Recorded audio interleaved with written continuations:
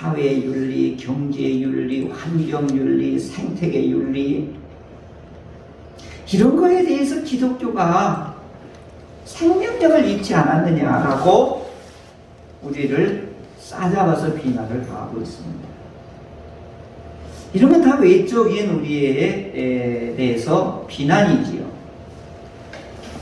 근데 오늘 교회 내 안에, 우리 그리스도인들 안에 오는 위기감도 또 있어요. 그게 뭐냐? 코로나19로 인해서 이것이 벌써 2년째 이렇게 지속되다 보니까 신앙의 피로감을 느끼는 겁니다. 내가 신앙생활 해도 재미도 없고 기쁨도 없고 이 삶의 의욕도 일어나는 것이 없지 않느냐. 그러니 모여서 예배하는 것 그것이 뭐 그래 중요하냐. 이런 예배의 생명력과 활력을 스스로 잃어버린 것입니다. 이만희, 안상홍 이런 이단들의 도전보다도 오늘 우리들의 예배나 신앙에 대해서 무기력한 것이 더 큰 위험인 것입니다. 그러니 오늘 우리가 겪는 안팎의 위기를 겪으면서 오늘 부활절 예배를 우리가 드리고 있는 것입니다. 그런데 더 결정적인 건 뭐냐? 부활에 대한, 기독교의 가장 중요한 부활에 대해서 깊이 생각하고 소중하게 여기지 않는다라고 하는 오늘 우리 현대 그리스도인들의 문제가 여기에 있는 것입니다. 자, 좋아요. 배타적이라고도 좋고 편협하다고도 해도 좋아요. 그런데 기독교, 우리가 믿는 신앙의 진리 자체에 대해서 우리 스스로 회의를 가지고 피어로함을 가지고 그리고 의욕까지 가지고 있다고 하는 것은 절대 위기라고 하는 것입니다. 오늘 이런 문제가 우리만이 겪었던 건 아니에요. 오늘 사도 바울이 이 고린도전서 15장에 무려 58절까지 장문으로 이 부활에 대한 것을 이제 고린도 교회 성도들에게 강하게 이들을 경고를 하고 있는 것입니다. 이 고린도 교회에서도 어떤 문제가 있느냐? 부활이 있단 말인가? 라고 의심하는 거예요. 죽은 자 가운데 부활이 없다 하는 자들이 교회 안에 들어온 거예요. 그러자 바울이 중간에 이렇게 말해요. 부활을 믿지 못하는 죄를 짓지 말라. 이렇게 강력하게 얘기해요. 부활을 믿지 못하는 죄를 짓지 말라. 부활을 믿지 못하는 건 죄다. 이렇게 말씀하시는 겁니다.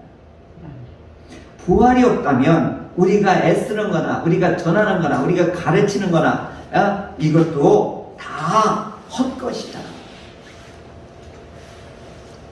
그래서 이 바울이 부활에 대해서 부활이 뭐냐, 부활이 어떤 과정을 이루는 것이냐, 이것을 15장 전체에서 상세하게 설명하고 있는 것이죠. 부활이 뭐냐? 너희들이 죽은 자가 다시 사는 일이 없다라고 하는데 너희들 봐라. 저 나무와 꽃과 저 밀을 보라. 밀이 죽으면 많은 열매를 맺는 것과 같이 예수 그리스도가 죽어야 많은 사람을 살릴 수 있지 않겠느냐. 그래서 우리는 이것을 위해서 수고하고 애쓰고 날마다 나도 죽노라. 바울이 지금 이렇게 강하게 이 부활에 대한 진리를 선포하고 있는 것입니다. 그럼 어떤 과정으로 이루어지냐 더 깊이 설명을 해요. 썩은 것으로 심고 썩지 않은 것으로 다시 태어나는 것이다. 욕된 것으로 심고 영광스러운 것으로 다시 태어나는 것이다. 약한 것으로 심었지만 강한 것으로 다시 태어나는 것이다. 육의 몸으로 심었지만 영의 몸으로 다시 살아나는 것이다. 근데 이 순서가 있는데 첫 번째는 예수님이 첫 번째 열매가 되시고 그 다음에 예수를 믿는 성도들이 후련히 부활하게 될 것이고 그 다음에 사단이 이제 마지막 사망이 이제 심판의 부활로 나타나게 될 것이다. 이런 문제들을 15장에서 쫙 설명하면서 오늘 여기까지 오게 된 것입니다. 오늘 부활절을 맞이해서 오늘 우리들에게도 부활에 대한 것을, 부활신앙에 대해서 우리가 어떤 태도와 어떤 자세와 어떤 믿음을 가져야 할지를 오늘 세 가지를 우리가 살펴보도록 하겠습니다. 첫째는 부활신앙에 견실하라. 둘째는 부활신앙에 흔들리지 마라. 셋째는 주의 일에 더욱 힘쓰라. 사랑하는 우리 대전중행교회 성도 여러분, 우리 주님이 부활하심으로 우리도 줄줄이 그 영광의 상속으로 들어가게 될 것입니다. 그러므로 죽음의 공포와 죄책감과 절망에서 승리하신 우리 주님으로 인하여 견실하고 흔들리지 말고 어떤 상황 속에서든지 주의 일에 힘쓰는 저와 여러분이 되시기를 간절히 소원합니다. 아멘. 이제 왜 견실해야 되느냐? 이 견실이라고 하는 말은 굳건히 서다 이런 뜻이에요. 십자가는 죄를 푸는 열쇠예요. 십자가에서 죽지 않으면 죄가 풀려지지를 않습니다. 피 흘림 없이는 죄 사함이 없기 때문에 그렇습니다. 이게 유일한 방법이에요. 딴 열쇠로는 도저히 이 죄의 문제가 풀리지를 않습니다. 히브리서 9장 22절에 율법을 따라 거의 모든 물건이 피로써 정결하게 되나니 피 흘림이 없은즉 사함이 없느니라. 아멘. 이렇게 말씀하시죠. 피는 용서받는 의인이 되게 하는 열쇠예요. 그래서 그 피를 믿는 자들, 그래서 우리를 칭의 되었다, 용서받은 의인이 되었다, 우리는 이렇게 당당함을 얻게 되는 것이지요. 그래서 이 죄사함에 대한 견실함, 든든히 서가는 그런 감격이 오늘 우리에게 있어야 됩니다.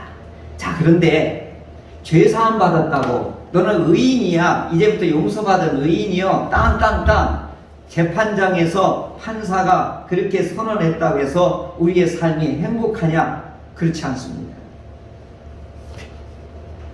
여러분 보세요. 재판장에서 무죄라고 선고받은 사람 다 행복해요?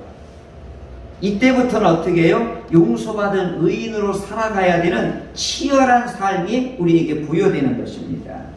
자, 그렇기 위해서 예수님이 두 번째가 중요한 게 뭐냐? 승리가 우리에게 필요한 것입니다. 그래서 부활에 대한 믿음이 오늘 우리들에게 꼭 필요한 것입니다. 그래서 부활에 대한 신앙이 있어야 용서받은 의인으로서 어떻게 살 수 있어요? 행복하게 되는 겁니다. 그럼 이 부활에 대한 신앙, 이 부활에 대한 믿음이 어떻게 생기냐 하는 것이지요. 이게 오늘 우리들에게도 매우 중요한 문제지요. 그럼 먼저 사도들은 어떻게 해서 이 부활 신앙을 가지게 되었는가를 살펴보겠습니다. 예수님이 십자가에서 죽으시고 안식일이 지난 이 새벽 시간에 이 무덤으로 찾아가던 여인들이 예수님을, 이제 부활하신 예수님을 처음으로 목격하게 돼요. 이게 대단하다는 생각이 들어요. 오늘날에 우리는 여성이 우리하고 남성하고 평등해졌지만 예수님 당시에서는 여성들은 소유물이에요. 그들의 말, 그들의 인권, 그들의 특성 아무도 인정 안 해요. 여자들이 예수님 부활했다? 콧방귀 낍니다. 절대 믿을 수가 없어요. 에이, 여자들이 뭘 알았다. 이렇게 무시되는, 그리고 천대받는 인권이 없는 여성들에게 예수님이 제일 먼저 막달라 마리아에게 첫 번째 보여줬다고 하는 사실. 이게요, 경악할 일이에요. 참 경탄할 일이에요. 그 여인이 제 사도들이 가서 예수님이 부활하셨다고 해도 아무도 안 믿어요. 그리고 그날 저녁에 제자들이 이제 두려움과 혼란에 빠져서 이제 절망 가운데 있는 문을 가로잡고 있는데 예수님이 거기에 찾아오신 거예요. 그러면서 평강이 너에게 있을지어다. 평강이 너에게 있을지어다. 그리고서 성령을 받아라. 이렇게 모인 제자들에게 예수님이 부활하심을 나타내 보이셨습니다. 근데 하필 이 자리에 빠진 제자 한 사람이 있었어요. 디도모라 하는 쌍둥이라고 하는 도마가 이 자리에 없었던 것입니다. 그런데 부활하신 예수님을 만난 이 제자들은 얼굴이 바뀌고 마음이 바뀌고 이들 속에는 뭐가 일어나냐면 남이 주지 못하는 감격과 기쁨이 있고 얼굴에 빛이 나는 거예요. 부활하신 주님이 우리에게 오셨다. 그랬더니 도마가 뭐라고 한지 알아요? 나는 못 믿어. 나는 직접 주님의 그 못자국을 내가 보고 거기에다 손을 넣어보고 주님이 창을 찔린 허리에 내가 직접 만져보지 않고는 나는 믿지 못하겠노라. 여러분, 우리 복음서가 예전에 많이 불렀던 의심 많은 도마처럼 이런 복음성가가 있는데 이건 조금 도마를 조금 모독하는 것이에요. 왜 그러냐 하면 우리 다시 한번 생각해 보자고요. 사도가 될 수 있는 유일한 조건이 있었어요. 가룟 유다 자리를 대신 보존할 때 사도 자리를 하나를 채울 때에 자격 요건이 딱 나와요. 첫째가 뭐냐면 주님과 함께 했던 사람이어야 돼요.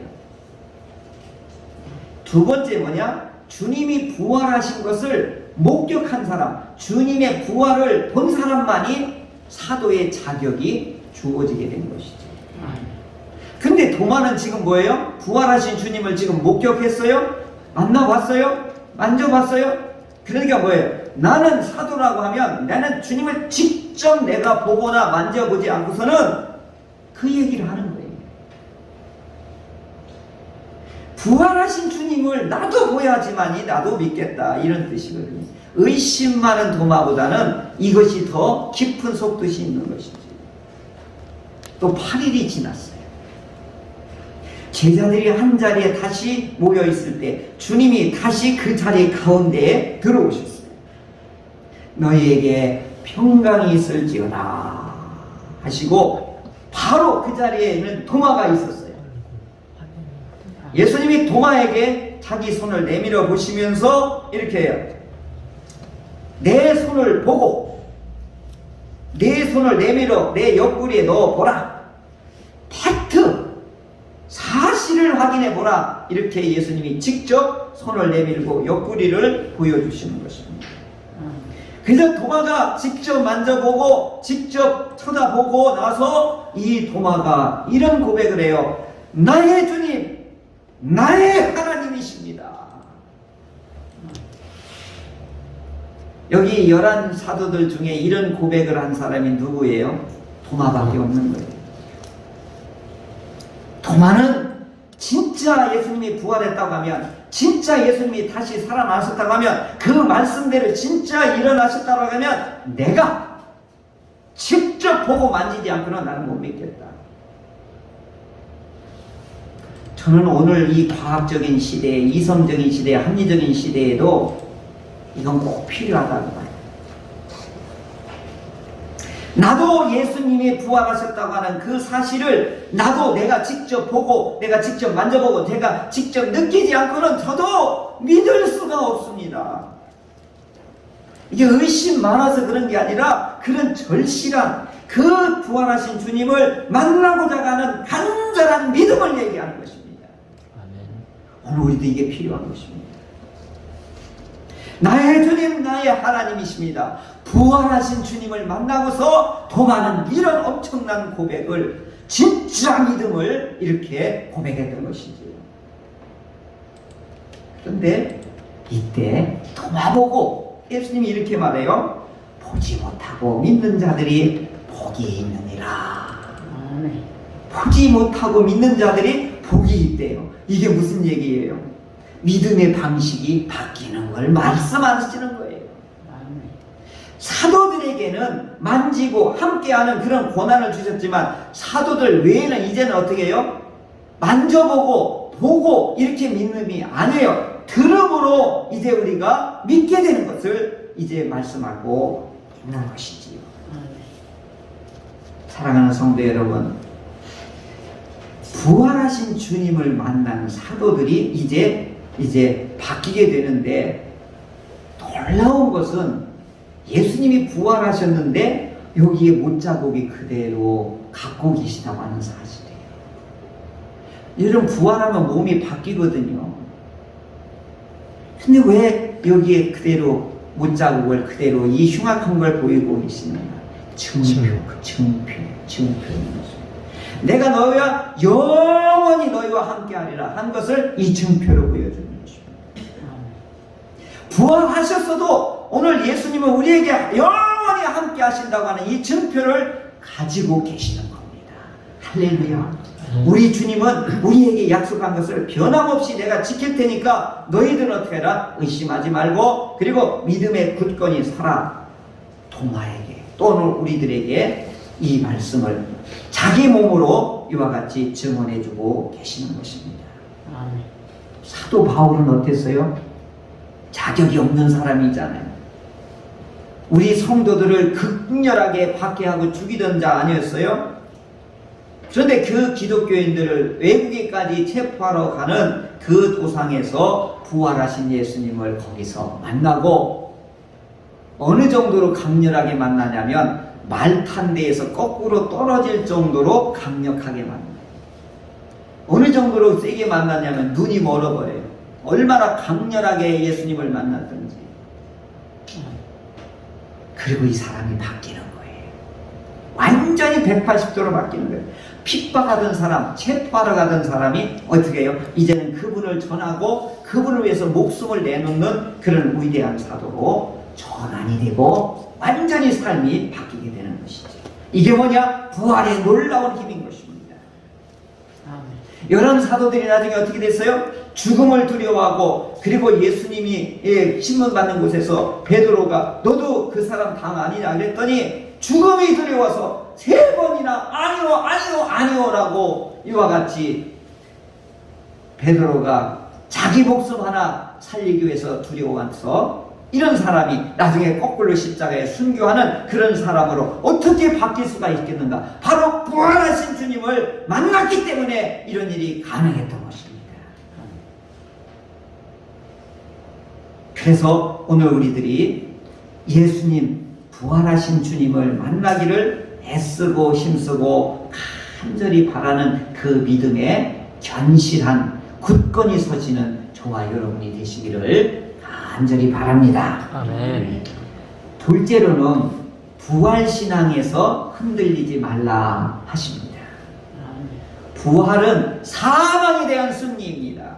부활은 사망에 대한 승리예요.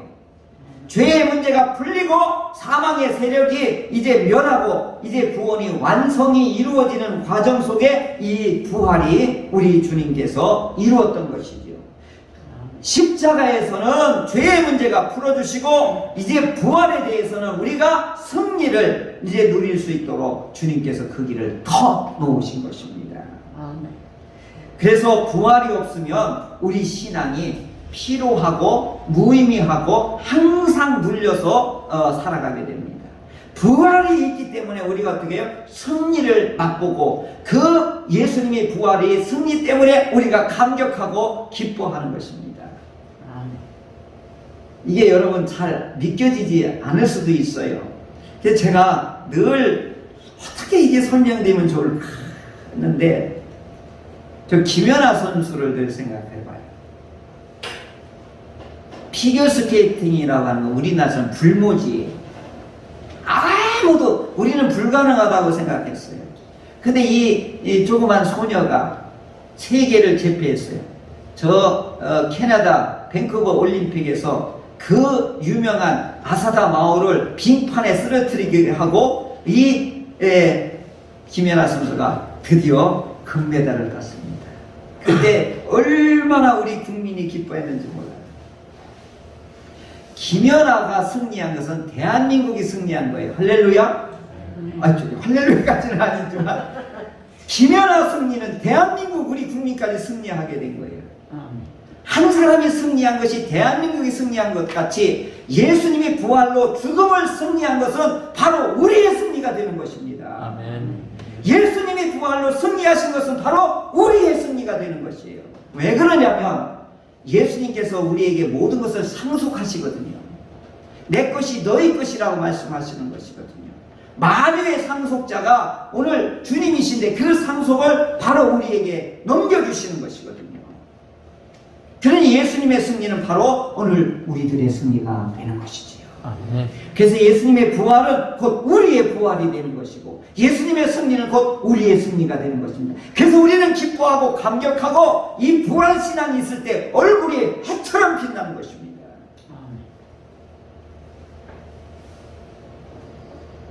오늘 우리 현실 속에서 어려운 일이 왜 없겠어 있지요?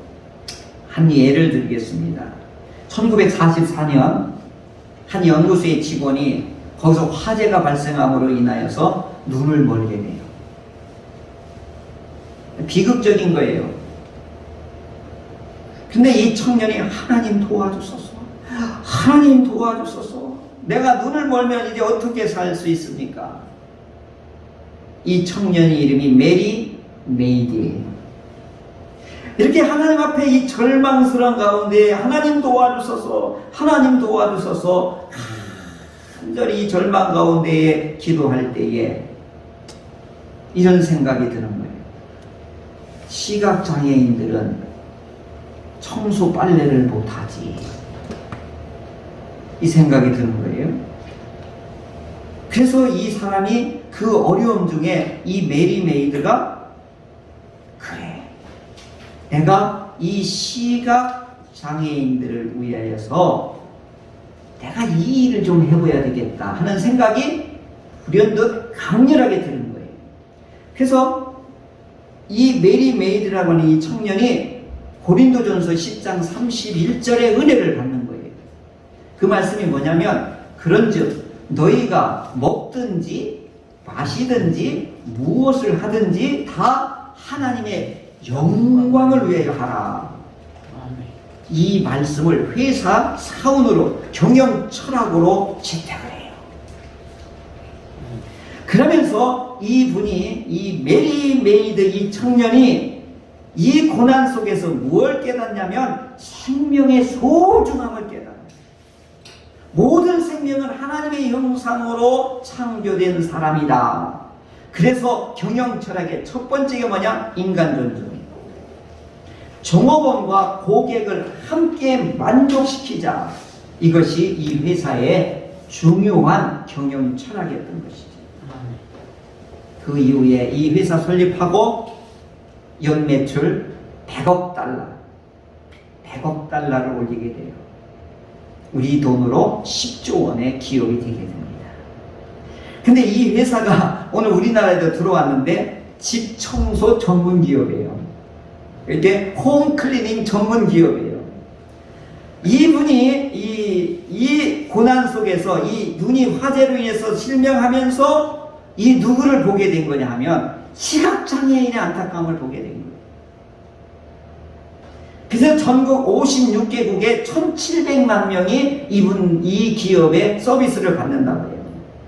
그래서 이분은 항상 사람을 먼저 생각하고 사람 생명을 우선하는 서비스 회사로 세계적인 기업, 모든 사람들이 신뢰하고 좋아하는 기업으로 우뚝 서게 되었던 것이죠. 제가 이 간증을 보면서 그래, 고난 중에 하나님의 영광을 보는 것이 이게 부활신앙이다.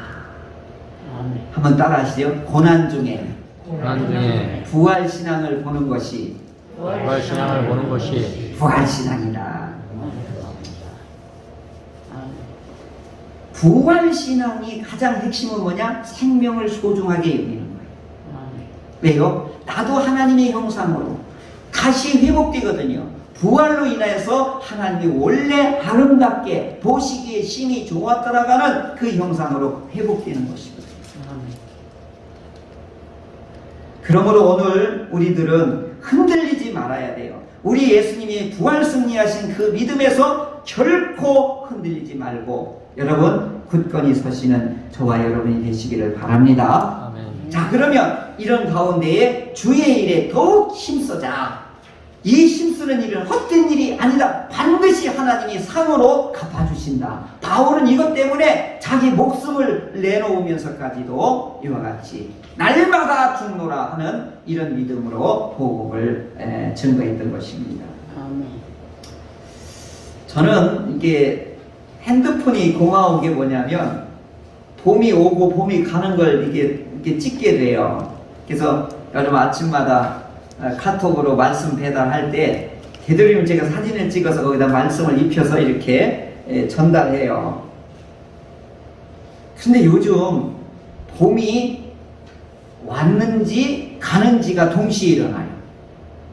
꽃이요, 이렇게 순서대로 피어야 되거든요. 처음에 요만한 꽃이 피어가지고 그 다음에는 이제 그 민들레가 피고 개나리가 피고 그 다음에 이제 튤립이 피고 이게 동백꽃이 피고 이렇게 돼야 되는데 그 다음에 이제 벚꽃이 피고 라일락이 피어야 되는데 동시에 다 펴버렸어요. 요번에요 동시에 다 폈어요. 이게 기후의 대변화죠. 그러면서 제가 생각했어요. 이 꽃들이든지 모든 것들이 향연을 하는데 자기 생명의 영광을 드러내기 위해서 기후변화에 일체 반응을 하는구나. 꽃들도 하나님이 주신 생명을 이 날씨 기후에 맞춰서 생명을 동시에 피우는구나 하는 걸 제가 깨닫게 되었습니다. 부활이라고 하는 게 뭐냐? 일시에 하나님께 나아갈 때 일시에 후련히 믿는 사람들이 하나님 나라에 가는 것이구나. 그래서 어떤 분이 이렇게 표현했어요. 마치 자녀가 집에 돌아오기를 기다리는 아버지께 가는 길이 부활이다. 아주 친근하게 표현했어요. 마치 자녀가 집에 돌아오기를 기다리는 아버지께 가는 것이 부활이다. 결국 그리스도인들의 죽음과 부활은 아버지께로 가는 길인 것입니다. 이 일을 우리가 이제 해야 되는데, 제가 부활절을 맞이해서 설교 준비하는데 굉장히 고통스러웠어요. 잡히지를 않아요. 부활에 대한 설교가. 그래서 여기저기 간증 부활절 설교를 수십 편 보고 듣고 하는데, 이효령 박사님 아시지요? 이효령 박사님 간증을 듣다 뭐라고 그랬어요? 나는 지금 암 사기 판정을 받고 이 머리 뚜껑을 열고 항암 투병 중입니다 하면서, 그러나 나는 계속해서 하나님이 나에게 주신 재능인 글을 계속 씁니다. 나를 늦게 만나주신 하나님, 믿음은 약하지만 나는 하나님의 사랑을 알리고 싶습니다. 항암 치료하는 기간이 너무 아까워서 나는 항암 치료를 지금 거부합니다. 한 자라도 더 써서 하나님 품에 안길 때까지 나는 하나님의 사랑을 글로써 쓰고 싶습니다. 근데 나는 하나님을 믿고 세례를 받고 축복이 쏟아진 게 아니라 나는 고난의 연속이었습니다. 제일 사랑하는 딸이 죽고 손자가 죽고 또한 나는 암도 걸렸습니다.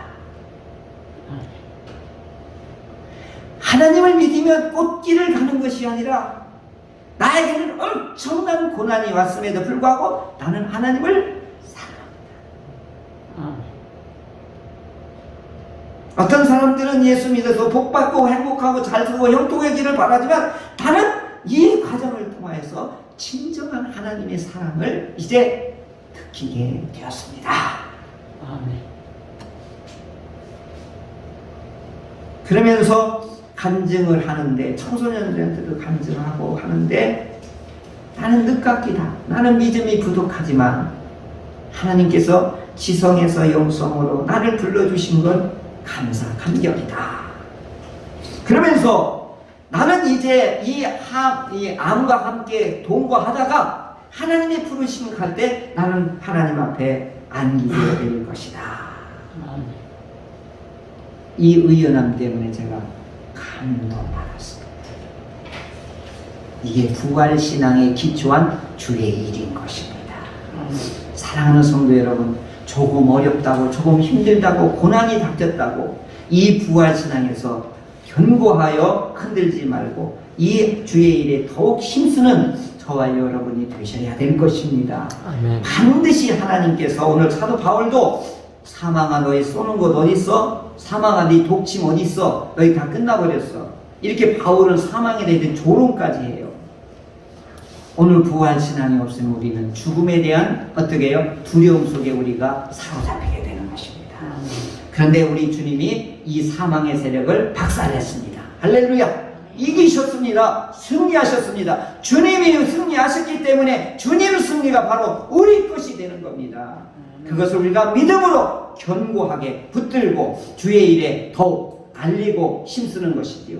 그 알리고 힘쓰는 게 뭐냐, 예수 믿으세요, 예수 믿으는 게 아니라 내가 그렇게 살아갈 때에 사람들에게 이와 같이 부활신앙이 전파되는 것이겠죠. 아멘. 이혜령 박사님이 그런 의연한 모습이 많은 사람들을 감동하고 저게 진짜 신앙이구나, 저게 진짜 부활신앙이구나를 보여주시는 것입니다. 자, 오늘 우리가 안팎으로 어려움을 겪는 이때에 오늘 세 가지를 우리에게 은혜를 주십니다. 사랑하는 성도 여러분, 부활신앙에 굳게 서십시오. 부활신앙에 흔들리지 마십시오. 더욱 주의 일에 힘쓰는 저와 여러분이 되셔서 반드시 주의 상급과 주께서 주시는 이 평강의 복을 누리시는 우리 모두가 되시기를 간절히 바랍니다. 아멘.